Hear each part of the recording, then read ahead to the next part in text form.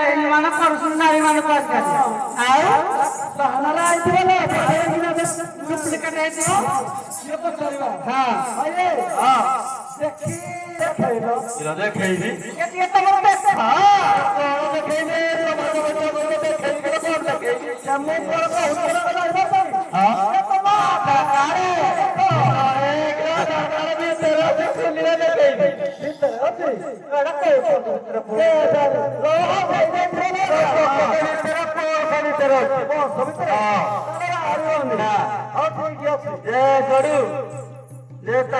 ଧର୍ମ କରେଇଦେଲେ ଟିକେ ଆମ ଧର୍ମ ଟିକେ କଥା ବୁଝିଦବା ଆଉ ସେଠୁ ପଛ ଆଣିଦେବୁ ଲାଷ୍ଟ ପାଣି ଯଦି ମାଇଲା ଟିକେ ଯାଇ ନଦୀ ଲଗିବା ଆଉ ପାଣି ପାଣି ନାହିଁ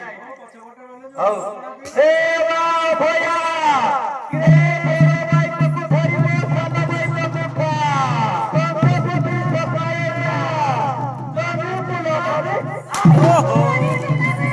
ମାରିଦେଲା ରେ ଧର୍ମ ଅଛି ଆମର ଆଉ ତାହେଲେ କଣ